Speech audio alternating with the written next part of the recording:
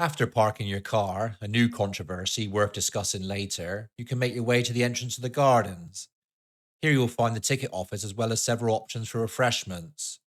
Other refreshment locations can be found throughout the gardens. The choice of where and when to stop is entirely up to you. However, one important recommendation is to make use of the toilet facilities at the entrance, especially if you plan to explore the trails. The next toilet is located a distance away, so planning ahead will ensure a more comfortable visit. Visiting the gardens does, of course, come with a cost. However, the ticket price offers some flexibility as it can be used for up to 7 consecutive days. This feature is particularly convenient if you're on holiday and wish to divide your visit over multiple days. For residents of Cornwall, a local pass provides exceptional value if you plan to visit more than once a year. Personally, I find the pass worthwhile as I visit the gardens a good 10 times in a year, making it a cost effective option. The gardens offer a variety of walks tailored to different abilities. While all pathways feature hard ground, some sections are steep and may require extra effort for those using pushchairs or wheelchairs. Additionally, certain areas include steps, though alternative routes are available to bypass them. Personally, I prefer starting my visit with the Woodland Walk, which is accessible by taking the route on the left side of the map. This path leads through the jungle section, eventually bringing you to the gardens where you can conclude your journey and relax from your walk. I find that beginning the visit with a woodland walk helps manage the children's energy and keeps them motivated.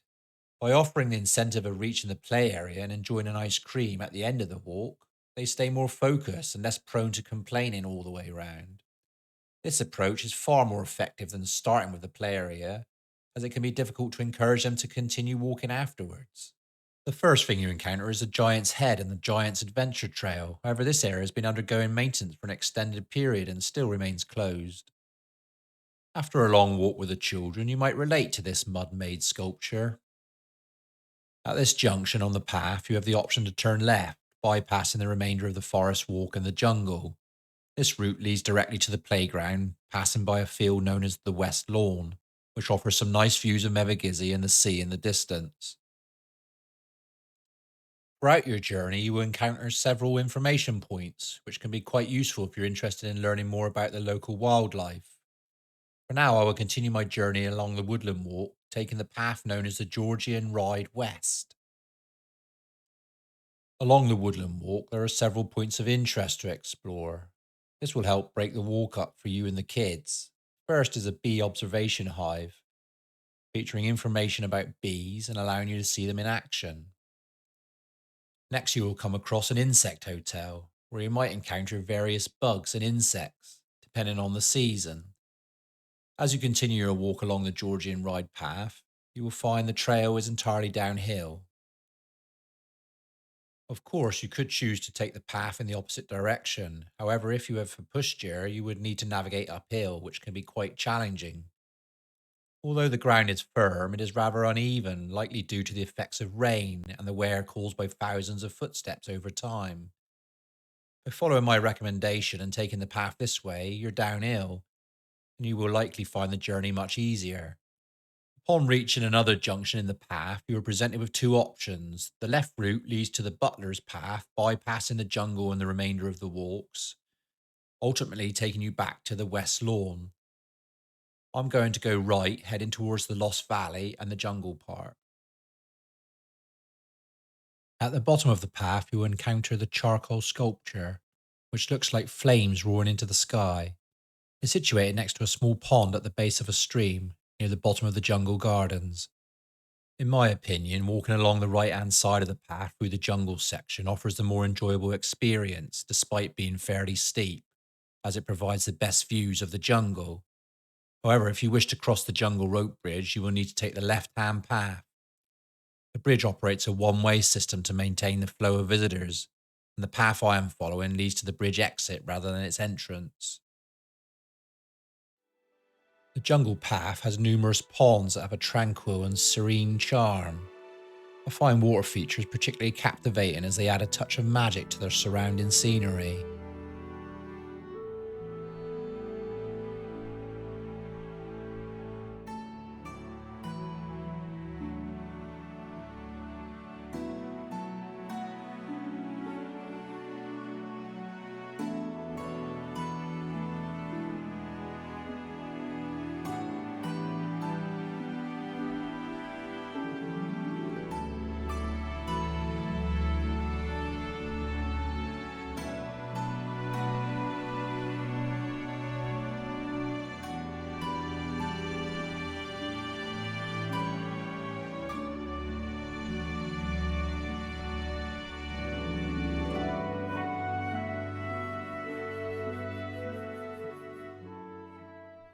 As I mentioned earlier, I have chosen the right hand path, which leads to the exit of the jungle rope bridge. Crossing the bridge can be quite enjoyable, although it might take some time if you find yourself stuck behind a slow coach who wants to take selfies as they make their way across. To ensure a smooth experience, it's important to wear half decent footwear. Crossing the bridge in a pair of stilettos might mean you won't make it home before nightfall. Upon reaching the top of the jungle garden, you will merge onto the path leading to the east lawn, where the play park is located. Interestingly, children who may have spent the last 20 minutes complaining about being too tired to walk often suddenly find the energy to sprint towards the park. The park is actually quite good, and new play equipment has been added to enhance its appeal. While visiting is weather dependent, it's a great spot to enjoy on a nice day. The picnic tables scattered around make it a convenient location for having lunch. During the summer season, there is an outdoor kitchen that offers snacks, drinks, and ice creams. Overall, it's an excellent place to take a break and recharge after the walk before continuing on to explore the final gardens. Around the corner, as you head towards the main gardens, you will find outdoor seating under a cover, which will give you that much needed sun protection in those summer days. Although it could be for the rain, as that's more likely to happen as soon as the kids break up from school. Nearby, there is a barbecue hut that I have never seen open. It must only operate during the peak summer weeks and special events. I'm usually at the beach during the summer, so I've missed the opportunity to try the barbecue experience out. A bit further up the path is the area with the steward's house and its surrounding garden. The steward's house features outdoor seating scattered around, creating a welcoming atmosphere. Inside the house operates as a cafe offering a range of cakes, pastries, snacks, and drinks. Prices are consistent with what you might expect from an attraction in Cornwall. In addition to the outdoor seating, the cafe also provides comfortable seating inside, as well as around the back of the house. Situated in a nice location, the house is just far enough away to avoid the noise of children playing in the park down the path, making it a peaceful setting to relax and enjoy a treat. Just beyond the steward's house lies an area where there are some small farm animals, a wildlife hide, poultry orchard, and paddocks home to goats and pigs. Additionally, there is a barn that hosts various activities throughout the year, a sawmill and a workshop where you can occasionally watch it in operation, and a small cinema room showcasing the history of the gardens. The gardens are truly beautiful, and while I will highlight just a few of them, a visit is essential to fully appreciate the dedication and care that goes into their maintenance.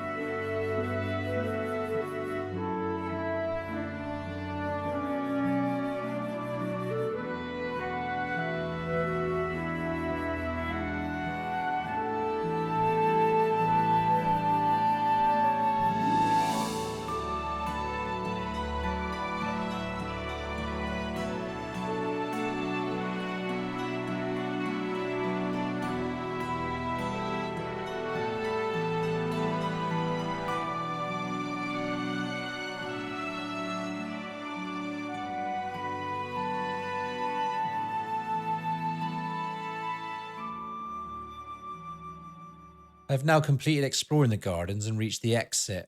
However, there are many additional walking routes available around the gardens, such as those near the Lost Valley and other trails that I haven't yet covered. You can explore these for yourself during your own visit. The Lost Gardens of Heligan have plenty to do, allowing you to spend an entire day here by enjoying the park, having lunch, and exploring the grounds.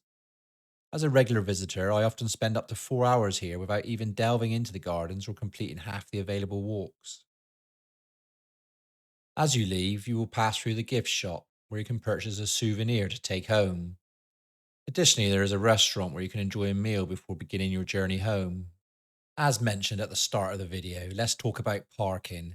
Heligan Gardens has traditionally offered free parking, which is quite rare for locations in Cornwall. However, from what I understand, though I'm not entirely certain, the lease for the land next to the Lost Gardens, previously used as a car park, has expired.